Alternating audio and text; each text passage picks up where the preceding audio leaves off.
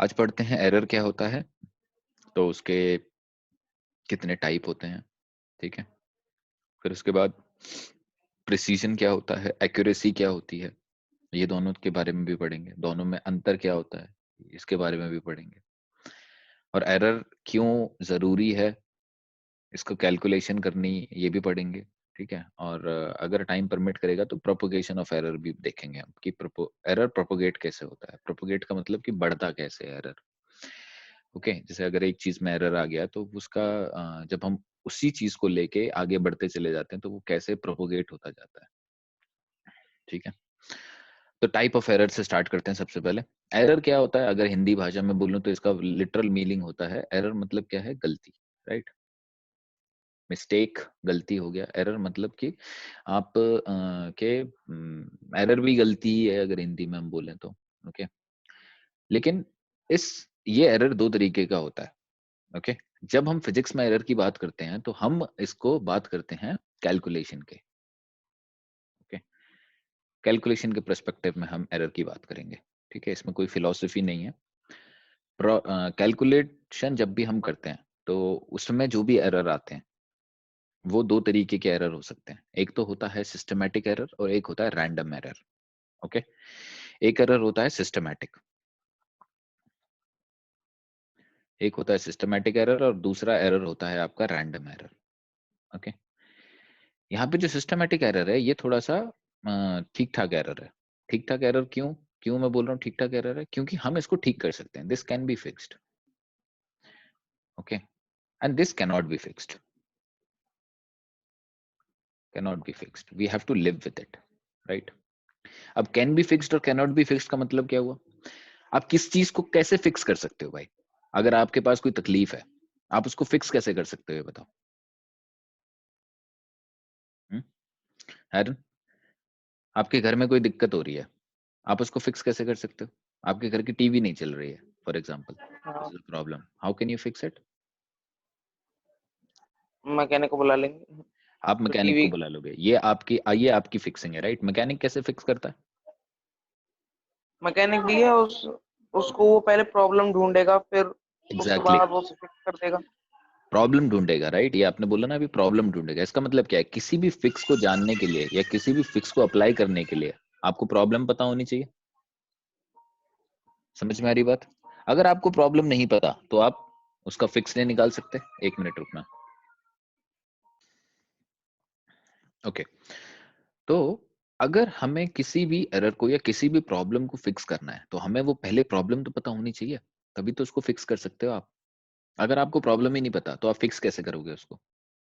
समझ में आ रही बात? इसी तरीके से अगर आपको कोई चीज नहीं आती, कोई क्वेश्चन सॉल्व नहीं हो रहा, ठीक है, तो आपको पहले प्रॉब्लम तो पता होनी चाहिए कि मेरे से क्वेश्चन सॉल्व क्यों नहीं हो रहा।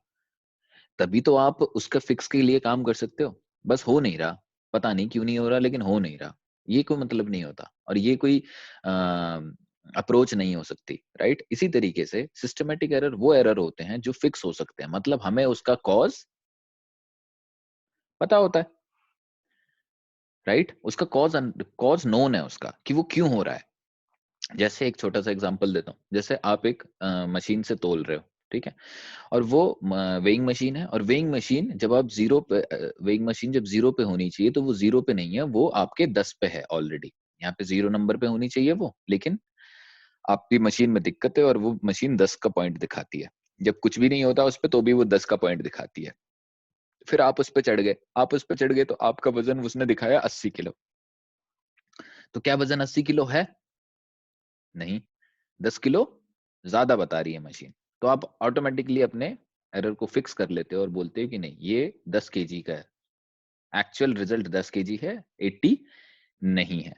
अब इस तरीके का एरर जो होता है वो सिस्टमैटिक एरर होता है। मतलब इसको हम फिक्स कर सकते हैं। क्यों फिक्स कर सकते हैं? क्योंकि इसका कॉज हमें नोन होता है, we know what is causing it. इसी तरीके से इसी तरीके से दूसरे तरीके का एरर उसमें दूसरे तरीके का एरर होता है रैंडम, जो फिक्स नहीं हो सकता। और कोई चीज फिक्स क्यों नहीं हो सकती? क्योंकि हमें उसका कॉज नहीं पता।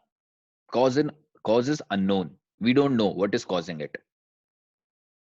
समझ में आ रही है बात? क्यों वो एरर हो रहा है हमें नहीं पता, लेकिन एरर हो रहा है।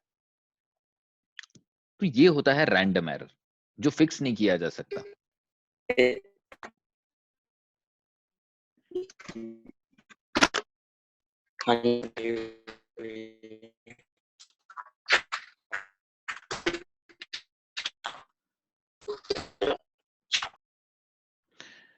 ओके, तो ये दो तरीके के एरर होते हैं, एक सिस्टमैटिक और एक रैंडम। ओके, सिस्टमैटिक एरर को फिक्स करने का तो तरीका हमें पता है। फिक्स करने का तरीका क्या है इसका, कि भाई आपको कॉज पता होता है इसका, तो आप उस कॉज को जाके फिक्स कर दोगे तो मामला सेट हो जाता है। ओके, लेकिन जब ये रैंडम एरर है, इस रैंडम एरर का कॉज हमें नहीं पता, तो हम क्या करते हैं? देखो, जब इसको ऐसे ही समझो जैसे आपके क्वेश्चन है। ओके, आपने एक क्वेश्चन किया, वो क्वेश्चन हो गया गलत। उस क्वेश्चन को गलत किया तो आपने दूसरी बार उस क्वेश्चन को देखो और आपको पता चल गया कि अच्छा ये गलत हो गया, ये प्लस की जगह माइनस लगा दिया मैंने, तो आप फटाफट ठीक कर दोगे, राइट? तो ये हो गया सिस्टमैटिक एरर। लेकिन आपने उस क्वेश्चन को किया, देखा, आपको नहीं समझ में आया, तो आप क्या करोगे फिर? उस क्वेश्चन को वापस करोगे, राइट? रिपीट रिपीट कर लोगे उस क्वेश्चन को, और फिर भी गलत हो गया, फिर क्या करोगे? फिर वापस करोगे। तो ऐसे 2-3 बार करोगे आप। तो 2-3 बार में आप क्या कर लोगे कि हाँ यार, ये अगर 2-3 बार में भी गलत ही आ रहा है तो अब मुझे नहीं आता, ये तो मतलब something which is out of my league, और मुझे नहीं समझ में आ रहा कि अब ये क्या हो सकता है। ठीक है, तो आप उसको आगे रेज कर दोगे। तो इसी तरीके से हम रैंडम एरर को डील करते हैं। तो हम रैंडम एरर को फिक्स करने के लिए क्या करते हैं? हम रैंडम एरर को फिक्स करने के लिए मल्टीपल टाइम रिपीटिशन करते हैं। अगर आप ने अभी तक एक भी प्रैक्टिकल किया होगा 10वीं क्लास में भी, या इससे पहले भी कभी लैब में भी गए होंगे, तो आपसे टीचर बोलता होगा कि एक रीडिंग नहीं चाहिए, मुझे मल्टीपल रीडिंग्स चाहिए। कम से कम 4-5 रीडिंग्स चाहिए। जो भी आप एक्सपेरिमेंट कर रहे हो उसकी 5 रीडिंग्स चाहिए। अगर अभी समझ में नहीं आया तो जब आप 11th में अभी प्रैक्टिकल करने जाओगे तब आपको बताया जाएगा। टीचर हमेशा बोलेगा कि 4 से 5 रीडिंग निकाल के लाओ। आपको समझ में नहीं आएगा क्यों 4 से 5 रीडिंग निकालनी है। 4 से 5 रीडिंग इसलिए निकालनी है ताकि कोई रैंडम एरर ना आ जाए उसमें। अब रैंडम एरर कौन-कौन से होते हैं? एग्जांपल बताओ रैंडम एरर का। रैंडम एरर का एग्जांपल ये है कि भैया एक तरफ तो छोटा सा एग्जांपल कि आप पेंडुलम का एक्सपेरिमेंट कर रहे हो, ठीक है? पेंडुलम का एक्सपेरिमेंट ऐसे होता है कि एक ये ऐसे पेंडुलम लटका देते हैं, फिर एक एक बंदा इसको पेंडुलम को यहाँ खींच के लाता है और फिर उसको छोड़ देता है। दूसरा बंदा यहाँ पे स्टॉप वॉच लगा के घड़ी से नापता है कि इसको कितने टाइम होते हैं 10 ऑसिलेशन करने में, 10 बार इधर से उधर जाने में कितनी बार कितना टाइम लग रहा है। ओके, अभी यहाँ पे एक मस्तीखोर बंदा, वो क्या करेगा? हाँ भाई, फेंक तू, मैं यहाँ से हवा मारूंगा। वो फूकेगा भाई इसको, यहाँ से हवा फूक रहा है। ओके, एक बार उसने फूकी, ठीक है, तो वो क्या हुआ? वो एक एरर लगा। क्यों एरर लगा? क्योंकि यहाँ पे एक एयर की रेजिस्टेंस आ गई पिक्चर में, राइट? एक एयर की रेजिस्टेंस आ गई पिक्चर में, एक्स्ट्रा एयर की रेजिस्टेंस आ गई, तो वो रैंडम एरर है। आप उसको फिक्स नहीं कर सकते क्योंकि आपको पता ही नहीं है कि एयर की रेजिस्टेंस कितनी हुई या किस वजह से था। फिर दूसरा क्या है, एक स्टॉप वॉच को देख रहा था, फिर बीच में उसकी नजर कहीं और दूसरी तरफ चली गई, अब उसको नहीं पता कि भाई कितने ऑसिलेशन हो गए, तो रैंडमली उसने कुछ भी बोल दिया। समझ रहे हो? तो ये सब रैंडम एरर होते हैं जिनका कॉज हमें नहीं पता कि इसका कारण क्या था, और तो हम इसके लिए इसको फिक्स भी नहीं कर सकते। तो इससे ओवरकम करने के लिए हमें क्या करना पड़ता है? हम मल्टीपल टाइम्स एक एक्सपेरिमेंट को रिपीट करते हैं, तो मतलब रिपीटिशन करनी पड़ती है। ओके, एक्सपेरिमेंट को रिपीट करना पड़ता है, तब हम उस एरर से समवट ओवरकम कर सकते हैं, या फिर हम पता लगा सकते हैं कि इसमें एरर कितना हो सकता है। अब जब मल्टीपल टाइम्स पे आते हैं तो हमारे पास दो चीजें आती हैं। जब हम मल्टीपल टाइम्स एक एक्सपेरिमेंट को करते हैं तो हमारी जो रीडिंग्स होती हैं वो दो तरीके की रीडिंग्स आ सकती हैं। एक होती हैं एक्यूरेट रीडिंग्स, एक होती है प्रिसाइज रीडिंग, और एक होती है एक्यूरेट एंड प्रिसाइज रीडिंग। इसका मतलब क्या है कि रीडिंग एक्यूरेट है, रीडिंग प्रिसाइज है, और तीसरा टाइप होता है कि रीडिंग एक्यूरेट भी है और प्रिसाइज भी है। तो अब प्रिसीजन और एक्यूरेसी, इनमें फर्क पता होना चाहिए भाई, सबसे पहली बात। तभी तो आप को पता चलेगा कि मेरी रीडिंग एक्यूरेट आ रही है, प्रिसाइज आ रही है, या फिर एक्यूरेट एंड प्रिसाइज आ रही है। तो एक्यूरेसी का मतलब क्या होता है? एक्यूरेसी का मतलब है कि आप टारगेट से कितनी पास हो, आप टारगेट से कितनी पास हो, how close you are from target. Okay, ये होती है एक्यूरेसी। सिंपल सी बात है भाई, मैंने टारगेट किया था कि मेरे को 100 में से आएंगे 90 नंबर, ठीक है, और मेरे को आ गए 88 नंबर, तो मैं टारगेट के पास हूं, मतलब मैंने जो प्रिडिक्शन करी थी वो एक्यूरेट है। ओके, ये होता है एक्यूरेसी। अब दूसरी चीज, प्रेसाइज क्या होता है? प्रेसाइज का मतलब ये है कि आपके एक्सपेरिमेंट्स की या फिर आपके जो भी आप जो भी रिजल्ट निकाल रहे हो वो रिजल्ट आपस में कितनी पास है। जैसे आपको मैथ्स में आए नंबर 58, साइंस में आए आपको नंबर 56, ठीक है, इंग्लिश में आए आपको नंबर 54, आपको एसएसटी में नंबर आए 60। तो ये कैसे नंबर हैं और आपका टारगेट क्या था 90। ये एक्यूरेट तो नहीं है क्या एक्यूरेट? एक्यूरेट तो नहीं है ये, राइट? क्योंकि आपका टारगेट था 90 और नहीं है आपके भैया। नंबर आ रहे हैं 58, 56, 54, 60। बट आपके ये जो नंबर हैं ये प्रेसाइज हैं। प्रेसाइज क्यों है? क्योंकि ये आपस में एक जैसे ही हैं। मतलब आपने सब में एक जैसी ही पढ़ाई की थी, एक ही जैसे लेवल की पढ़ाई की थी और सारे सब्जेक्ट की नॉलेज आपको एक जैसी ही है। समझ में आ रही बात? आपको मैथ्स को भी उतने ही लेवल पे नॉलेज है जितनी आपको साइंस की लेवल की नॉलेज है, उतनी आपको इंग्लिश के लेवल की नॉलेज है और उतनी आपको एसएसटी की नॉलेज है। ये मेरे को इन नंबरों से पता चल रहा है। वहीं दूसरी तरफ आपको मैथ्स में तो नंबर आ जाते हैं 88, ठीक है, साइंस में आपको नंबर आते हैं 60, ठीक है, इंग्लिश में आपको नंबर आते हैं 70, एसएसटी में आपको नंबर आते हैं 72। ये तरीके के नंबर आ रहे हैं। अब ये देखो, इसमें और इसमें कितना फर्क है? बहुत फर्क है ना। इसमें और इसमें कितना फर्क है? बहुत फर्क है। इसमें और इसमें कितना फर्क है? और आपका टारगेट था 90 का। तो आप मैथ्स में तो एक्यूरेसी अचीव कर पाए, आप समवट इंग्लिश में और एसएसटी में भी अचीव कर पाए, लेकिन आप साइंस में अचीव नहीं कर पाए एक्यूरेसी। और ना ये प्रिसाइज है। क्यों नहीं है प्रिसाइज? क्योंकि आपस में भी एक साथ नहीं है। ये जो नंबर है ये प्रिसाइज है, एक्यूरेट नहीं है लेकिन प्रिसाइज है। एक और एग्जांपल देता हूं। जैसे भाई आपने वो डार्ट वाला गेम खेला, सांड की आग पिक्चर देखिए, है ना? ये केमिस्ट्री में सेम। क्या हुआ? क्या बोल रहे हो भव्य? ये केमिस्ट्री में भी है ना सेम। अरे एक ही बंदा बोल लो। ये कह रहा है कि केमिस्ट्री में भी है ना सेम। केमिस्ट्री पता नहीं भाई, मुझे नहीं पता। होगा सेम, सिग्निफिकेंट फिगर भी है ना केमिस्ट्री में। हाँ भैया। हाँ जी भैया। सेम है, केमिस्ट्री में भी यही है, सिग्निफिकेंट फिगर भी यही है, सिग्निफिकेंट फिगर भी आएगा इसके बाद, ठीक है। तो अब देखो, जैसे हमारे पास दो डार्ट हैं, ओके, दो बोर्ड है हमारे पास, हमने बोला कि भाई मारो, इसमें मारना है हमें। तो एक्यूरेसी कब बढ़िया होगी कि हम बोलेंगे बहुत बढ़िया एक्यूरेसी है? कब? जब आप इसके बुल साइड में मार दोगे भाई बिल्कुल अंदर, तब हम बोलेंगे कि एक्यूरेसी अच्छी है। हमारा टारगेट क्या है? अंदर मारना है हमने, ठीक है। तो पहले मैंने लक्की को दिया, तो लक्की ने मारे भाई, लक्की ने जो मारे वो डॉट आए यहाँ यहाँ यहाँ यहाँ यहाँ, इस तरीके के। फिर हमने बोला कि आयरन आप मारो, तो आयरन ने भी मारा और आयरन के डॉट आए, एक इधर एक इधर, एक भी, एक अंदर, एक इधर, एक इधर, एक ऐसा, एक ऐसा, एक ऐसा। फिर हमने बोला होशियार सिंह आप भी कर लो भाई ट्राई। तो होशियार ने जब मारा तो होशियार ने मारा इधर इधर इधर इधर इधर इधर इधर। समझ में आ रही बात? तो तीन तरीके के कॉम्बिनेशन मिले हमारे पास, ठीक है। एक तो ऐसा था ये। अब इसको आप क्या बोलोगे? क्या ये टारगेट के पास है?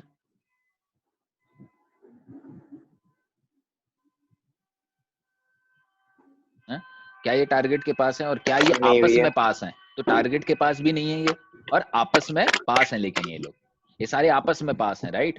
ठीक है। तो आप बोलोगे कि ये समवट यार प्रेसाइज है, कुछ एक्यूरेट तो है नहीं है। पास तो। वो मेजोरिटी देखी जाएगी कि मेजोरिटी कहाँ है। जैसे यहाँ पे एक पास है बस इसके, राइट? लेकिन ये बाकी के सारे तो आसपास है ना, मतलब ये प्रेसाइज है रीडिंग्स, हाँ भैया। एक्यूरेट नहीं है ये, ठीक है। ये ना तो प्रेसाइज है ना ये एक्यूरेट है। ये वाली देखो, ना ये प्रेसाइज है, ना ये आपस में आसपास है, ना ये टारगेट के आसपास एक्यूरेट है। है। लेकिन ये वाली रीडिंग कैसी है?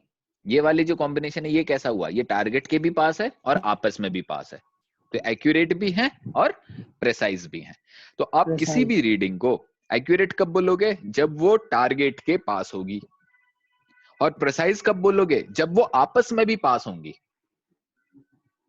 समझ में आ रही है बात? तो आपके जो पास जो रीडिंग्स आनी चाहिए आपके लैब में, मैनुअल में, जब भी आप कॉपी पेस्ट करो तो ध्यान देना, जब भी आप कॉपी पेस्ट करो तो आपकी रीडिंग एक्यूरेट भी होनी चाहिए और प्रिसाइज भी होनी चाहिए। ओके जैसे मैंने एक एक्सपेरिमेंट किया, मेरी एक रीडिंग आ गई 5.0, दूसरी रीडिंग आ गई 5.2, तीसरी रीडिंग हो गई मेरी 5.4, चौथी रीडिंग हो गई मेरी 5.8। इस तरीके की रीडिंग आ रही है। दूसरे बंदे ने एक्सपेरिमेंट किया, उसकी रीडिंग आई 5.0, उसके बाद रीडिंग है 5.01, उसके बाद उसकी 5.04, उसके बाद उसकी 5.02, उसके बाद उसकी रीडिंग आ रही है 5.03। तो भाई इसमें से कौन सी ज्यादा प्रिसाइज है? सेकंड वाली ज्यादा प्रिसाइज है, राइट? आप देखो इनके आसपास बहुत अच्छे पास में है ये लोग, राइट? और अगर मैं बोलूं कि मेरा जो सही रीडिंग है वो 4.8 है फॉर एग्जांपल, तो ये वाली रीडिंग एक्यूरेट भी है और प्रिसाइज भी है। ये वाली रीडिंग प्रिसाइज भी नहीं है और एक्यूरेट भी नहीं बोल सकते हम। देखो 5.8 और 4.8 में कितना फर्क हो गया, समझ रहे हो? ना तो ये एक्यूरेट रही ना ये प्रिसाइज रही। लेकिन अगर एक और रीडिंग आती है मेरे पास जिसने 4.7, 4.9, 5.0, 5.2, 4.6, तो ये कैसी रीडिंग है? ये मेरी प्रिसाइज रीडिंग्स है, एक्यूरेट नहीं है लेकिन प्रिसाइज है और एक्यूरेट भी है, राइट? क्योंकि 4.8 के पास पास है। समझ रहे हो आप? एक्यूरेट है क्योंकि 4.8 है मेन। भैया प्रिसाइज इतना नहीं बोल सकते इसको क्योंकि ये खुद में थोड़ा सा दूर है। हाँ बोलो एरन। भैया जो हमने पहली वाली रीडिंग ली थी उसमें तो भैया 5.0 4.8 के पास है। हाँ लेकिन 5.8 4.8 से बहुत दूर है ना।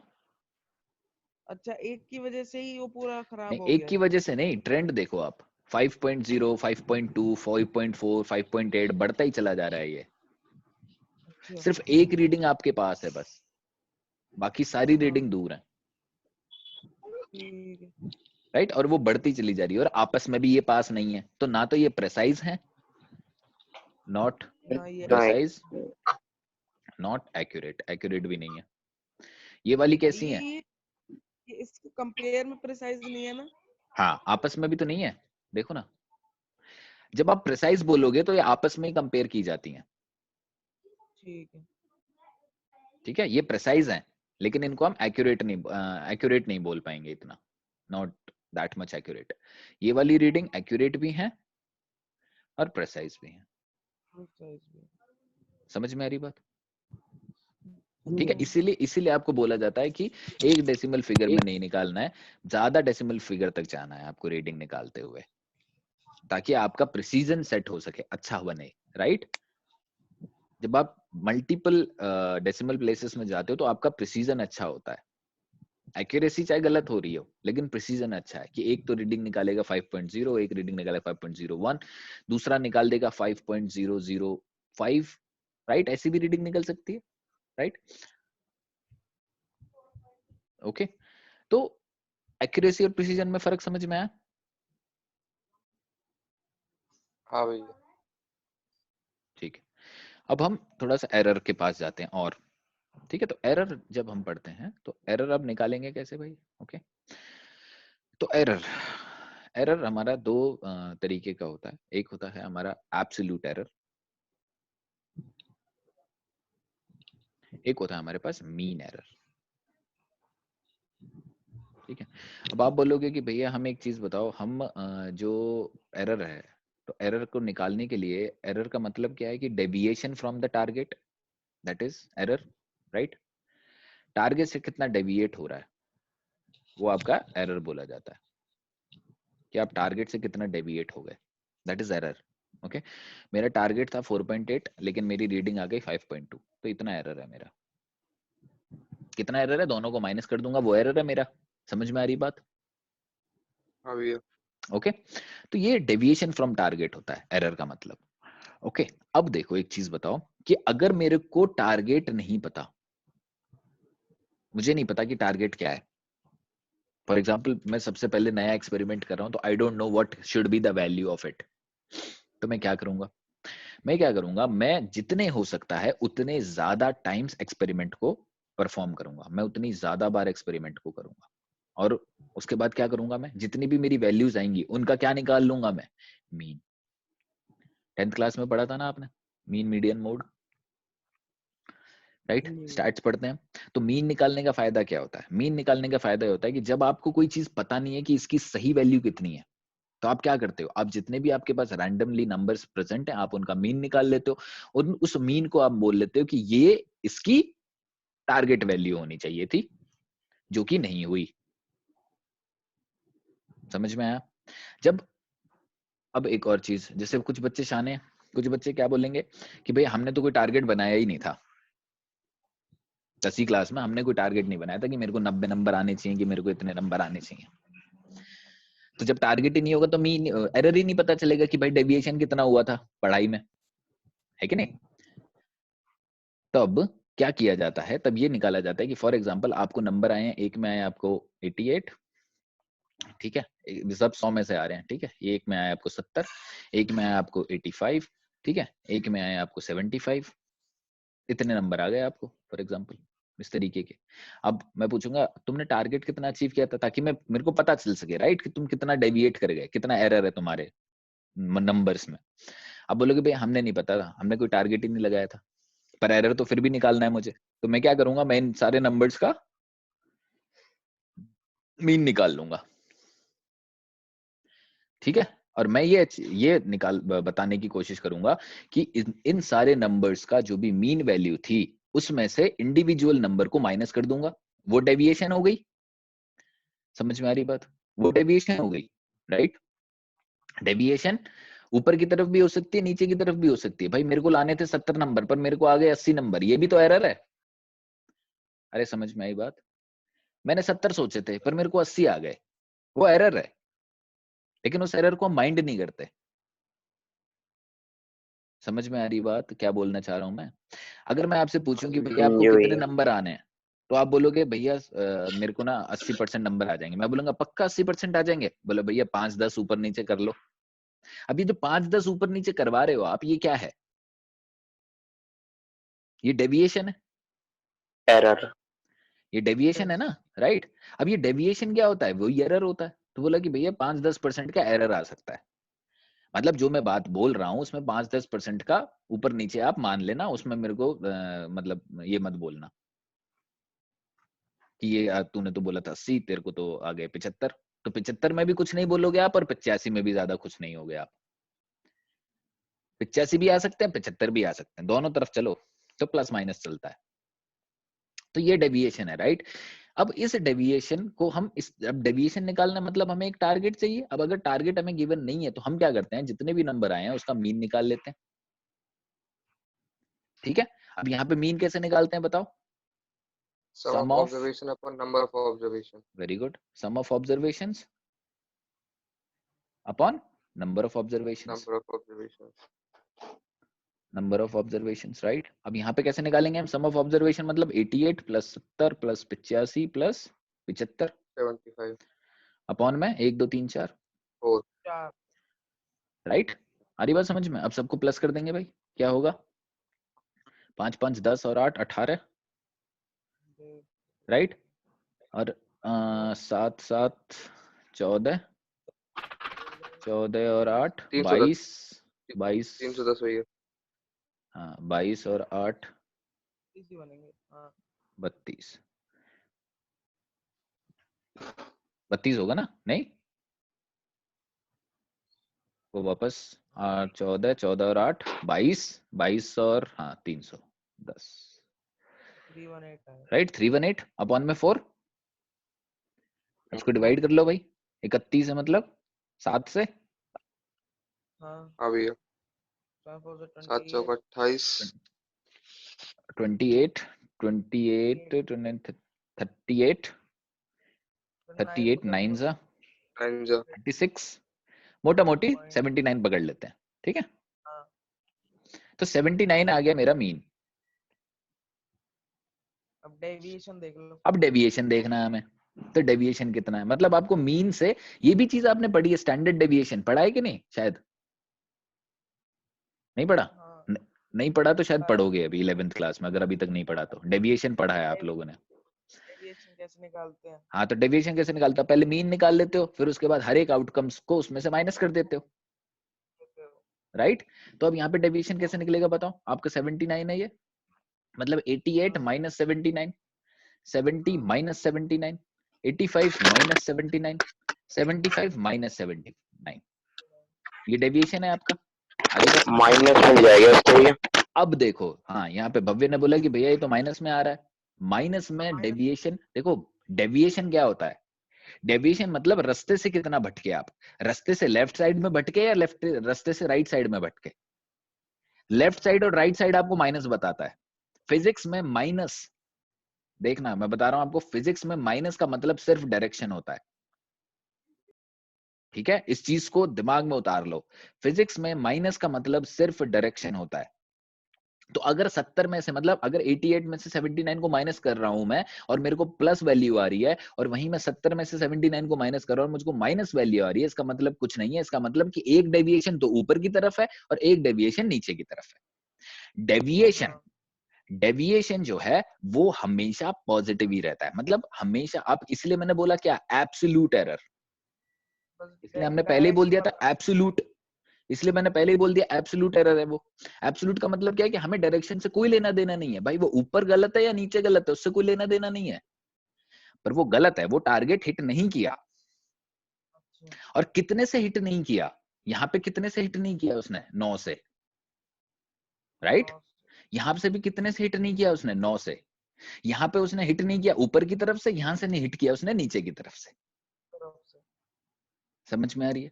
लेकिन डेविएशन, लेकिन एरर कितना है? 9 का, पक्का? तो ये जो एरर होता है ये होता है मेरा एब्सोल्यूट एरर। ये जो 9 है ये क्या एरर है? एब्सोल्यूट। ये 9 क्या है? एब्सोल्यूट। ये क्या है बताओ? इसमें भी कितना हुआ? 6। इसमें भी कितना हुआ? 4। राइट? देखो माइनस प्लस का आपको इतना फिजिक्स में इतना माथापच्ची नहीं करनी है। माइनस को आपको डायरेक्शंस तोलना है, मैथ्स में नहीं तोलना है, लेकिन फिजिक्स में थोड़ी सी इधर हमें बेनिफिट मिल जाता है कि हमें माइनस का इतना ध्यान नहीं रखना है। 12th में भी आप सीखोगे, ठीक है? तो आप अभी से दिमाग में उतार लो इस बात का, माइनस का फिजिक्स में डायरेक्शन से ज्यादा लेना देना होता है, ना कि कैलकुलेशन से। ओके? तो एब्सोल्यूट एरर आ गई है। एब्सोल्यूट एरर कौन कौन से आ गए हमारे बताओ? 9। अगर मैं एब्सोल्यूट एरर की बात करूं तो मेरा एरर आ गया 9, 9, 6, 4। आ रही बात समझ में? एक था प्लस, एक था माइनस, एक था माइनस प्लस माइनस।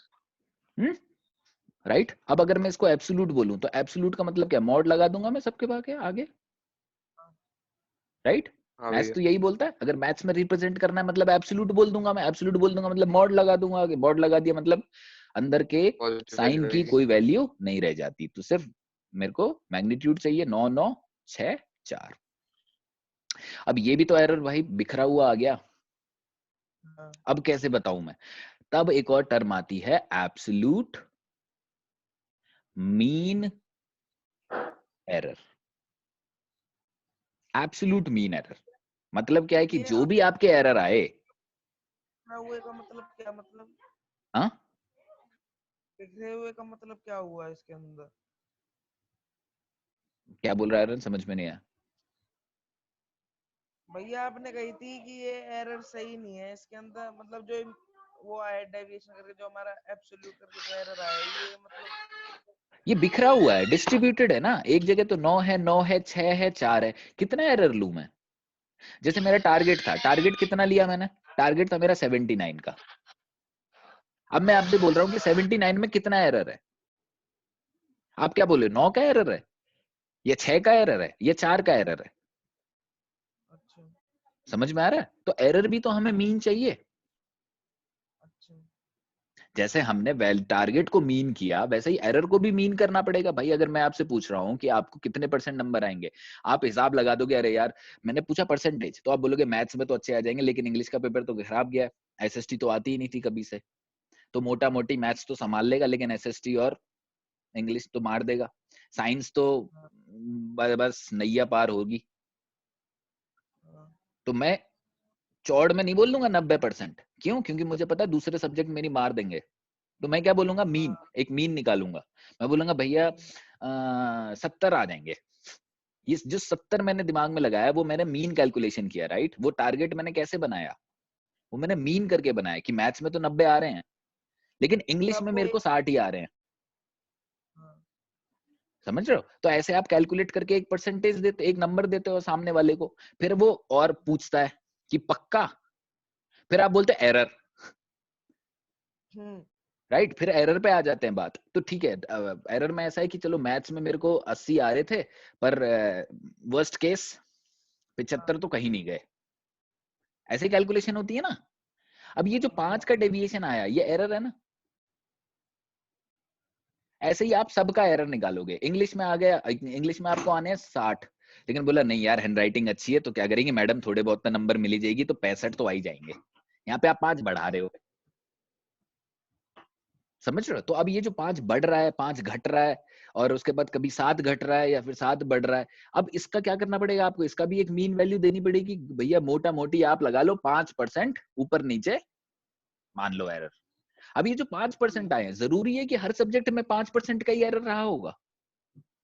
ये भी है। नहीं ना, राइट? तो उसका भी आपने क्या किया? उसका भी मीन निकाला। जिससे ये ये चीज पता आप चले, अननोइंगली करते ही हो, पर आपको पता नहीं है अब तक। जिससे पता चले सब में इतना तो मेरा एग्जैक्टली आ गया। हाँ, तो सब में मोटा मोटी क्या लगे कि भाई इतना तो आ जाएगा, इतना एरर चल जाएगा। 5% का हो, 4% का हो, 10% का हो, कोई 10% भी बोलेगा, मैं पूछूंगा 70% आएंगे? भैया 1% का छोड़ दो ना।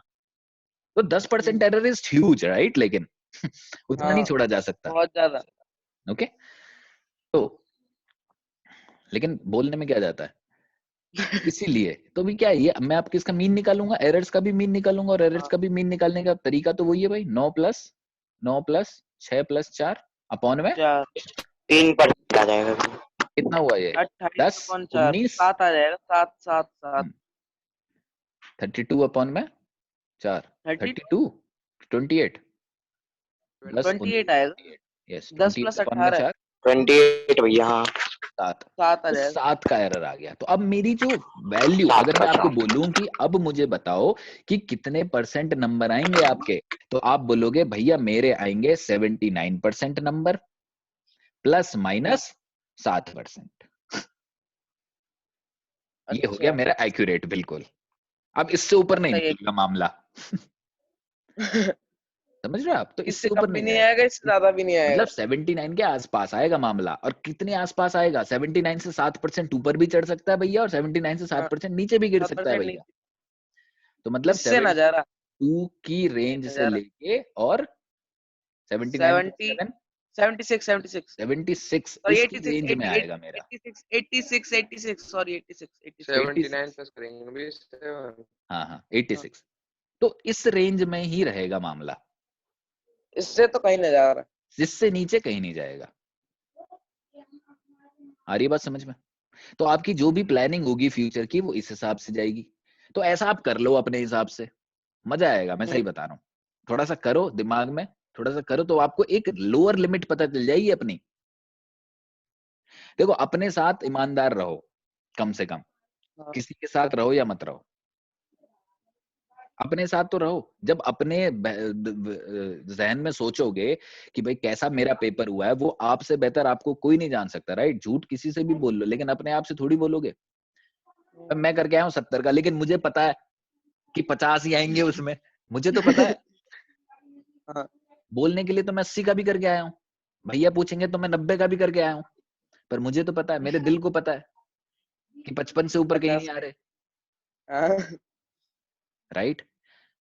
तो ऐसे आप अपने आप को कैलकुलेट कर सकते हो कि मैं आगे क्या लूं, या मैं क्या करूं, या क्या कमी रह गई। इंट्रोस्पेक्शन, ये कोई हाँ, जज नहीं कर रहा किसी को, पर आप अपने आप को इंट्रोस्पेक्ट करो कि भाई कहाँ कमी रह गई जो 11वीं में नहीं करनी। मैंने वीडियो बनाया व्हाट्स नेक्स्ट करके, राइट? कि आप 11वीं में क्या चुनो, हाँ, उससे कोई फर्क नहीं पड़ता कि आप साइंस लेते हो, आर्ट्स लेते हो, कॉमर्स लेते हो। आपको क्या करना है, आप 60% पे भी साइंस ले सकते हो, trust me, provided you have the zeal to learn. ये नहीं कि मैंने साइंस ले ली बस दिखाने के लिए कि साला मेरा दोस्त भी साइंस ले रहा था, मेरी इज्जत क्या रहेगी दूसरों के सामने, लेकिन साइंस मेरे को नहीं आती रत्ती भर भी और ना मेरा interest. No, don't take it. आ रही बात समझ में? ठीक है। और अगर आपके नंबर कम रहे तो आपको फिर इंट्रोस्पेक्ट करना चाहिए कि भाई क्या कमी रह गई जो मेरे को 11th में सीखनी है, ताकि मेरे को 12वीं में अच्छे नंबर आए। ओके, ये मोटिव उस वीडियो के बिहाइंड। चलो, तो समझ में आया कि एब्सोल्यूट मीन एरर क्या होता है, एरर क्या होता है, ठीक है, मीन वैल्यू क्या होती है। हाँ होशियार। एब्सोल्यूट एरर मीन, वो मीन एरर से निकलेगा? नहीं, मीन एरर एब्सोल्यूट एरर से निकलेगा। पहले आपको एब्सोल्यूट एरर निकालना है, डेविएशन निकालना है मीन अच्छा, वैल्यू से। तो ये जो वैल्यूज हैं ये डेविएशन, एब्सोल्यूट एरर हमारा है। जो डेविएशन है वो एब्सोल्यूट एरर है। एग्जैक्टली। फिर उसके बाद एब्सोल्यूट मीन एरर क्या होता है, इसलिए मैं बोलता हूँ इसको ऐसे ही नाम से ही याद करो। बुक में लिखा होगा मीन एरर, लेकिन फिर आपको समझ में नहीं आएगा मीन एरर कहां से आ गया भाई। एब्सोल्यूट मीन एरर मतलब क्या है कि एब्सोल्यूट एरर्स का मीन। हाँ, सिंपल, एब्सोल्यूट एरर्स का मीन। तो एब्सोल्यूट एरर्स का मीन कैसे निकलेगा, एब्सोल्यूट एरर तो निकालो पहले, तभी तुम मीन निकालोगे। और एब्सोल्यूट एरर कैसे निकलेगा, एब्सोल्यूट एरर निकलेगा टारगेट वैल्यू में से माइनस करके। और टारगेट माइनस वैल्यू कर कैसे निकलेगी, जितने भी आपके एक्सपेरिमेंट्स हैं उनका मीन निकाल के। उसका मीन निकाल के। लिंक हो रहा है कि नहीं, ऐसे लिंक होना चाहिए मामला। हाँ बिल्कुल, भैया। Yes yes yes. ये लिंक हो जाएगा, आपका एक्सपेरिमेंट एक भी गलत नहीं होगा। आप देख लेना, आपके पहले एक्सपेरिमेंट साइंस के यही होंगे, फिजिक्स के। आपको बोलेंगे एक्सपेरिमेंट करो, उसके बाद उसका एरर निकालो, मीन वैल्यू निकालो, एब्सोल्यूट एरर निकालो, फ्रैक्शनल एरर निकालो, ये निकालो, फलाना ढिकना। ठीक है, आ रही बात समझ में? एक बार आपको ये मीन समझ में आ गया, उसके बाद फ्रैक्शनल एरर भी बहुत आसान है, कोई दिक्कत वाली बात नहीं है फ्रैक्शनल एरर में। ठीक है, तो यहां तक डाइजेस्ट करो। कुछ क्वेश्चंस होते हैं बुक में, बुक उठाओ, पीडीएफ डाउनलोड कर लो, एरर्स पे क्वेश्चन कर डालो। फ्रैक्शनल एरर को छोड़ देना, पढ़ लो हाँ, एरर क्या होता है अच्छे से, एक बार दो बार वीडियो देखो। ठीक है, कि भैया ने क्या पढ़ाया, फिर बुक में वो मैच कर रहा है कि नहीं, नहीं समझ में आ रहा है, भैया ने कुछ गलत बोल दिया, अगले दिन आओ वापस बात करते हैं उसके बारे में। ऐसे होती है पढ़ाई, कि भैया बता चुका हूं मैं। कौन सी बुक में से करें, एनसीईआरटी में से करें, कौन किसी सी में बुक से भी पढ़ एरन, एसएल में से पढ़, प्रदीप्स में से पढ़, और एनसीईआरटी में बहुत कम होता है बस, और कोई बात नहीं है। हाँ, एनसीईआरटी, मैं फ्रैंकली स्पीकिंग, जो एनसीईआरटी ने सिलेबस बनाया, एनसीईआरटी की बुक बच्चों के लिए नहीं होती। एनसीईआरटी की बुक होती है टीचर्स के लिए, ठीक है। जिनको ऑलरेडी पता होता है, उनको बस ये जानना है कि पढ़ाना क्या है। ठीक है, तो उसके लिए ठीक है। एनसीईआरटी अच्छी है। तो कभी भी एनसीईआरटी को लेके ही मत पढ़ लो बस, आप एक रेफरेंस बुक चुनो। आप एबीसी ले सकते हो, आप प्रदीप ले सकते हो, आप एसएल ले सकते हो, एचसी मत लेना, मतलब मेरी रिक्वेस्ट है। HC Verma it's like NCERT, ठीक है, वो थोड़ा सा हाई फंडू लेवल चले जाते हैं बहुत ज्यादा। ओके, आपको प्रैक्टिस करनी है, हाँ, तो मोटी बुक देख के डरना नहीं है कि एसएल बहुत मोटी है, एबीसी बहुत मोटी है, एससी पतली, एससी ले लेते हैं। नहीं नहीं नहीं, ऐसा नहीं है। ठीक है। ठीक है, एबीसी लो, एसएल लो, मैंने एसएल से पढ़ाया पिछली बार, एसएल इज मेरे को अच्छी लगी, frankly speaking, SL is good. Okay, Pradeep भी अच्छी है, लेकिन एसएल मतलब ठीक है, सबकी पर्सनल चॉइस होती है, पर इसका मतलब ये नहीं कि प्रदीप नहीं लेनी है, एसएल ही लेनी है, ऐसा कुछ नहीं है। जो सस्ती मिल रही है वो उठा लो यार। ठीक है, एक एसएल ले लो, एक प्रदीप ले लो भाई। कुछ क्वेश्चन एसएल के कर लिए, दोस्त से बोल दिया तूने एसएल कर लिया, मेरे को प्रदीप दे दे। हाँ, समझ में आ रही बात? ऐसे शेयरिंग करो। ठीक है, तो आपको सारे क्वेश्चंस हो जाएंगे। क्लियर है मामला? पर हाँ, क्वेश्चंस करो प्लीज, अदरवाइज समझ में नहीं आएगा। टिक करते चलो चीजों को। ये एरर यहाँ पे पढ़ लिया ना तो केमिस्ट्री भी डन हो गई, समझ लो। केमिस्ट्री में थर्मोडायनेमिक्स अच्छे से पढ़ लेना, फिजिक्स का थर्मोडायनेमिक्स क्लियर हो जाएगा, सेम है। ठीक है, ओके, चलो फिर पढ़ना। ओके, मिलते परसों फिर। ओके भैया। चलो बाय।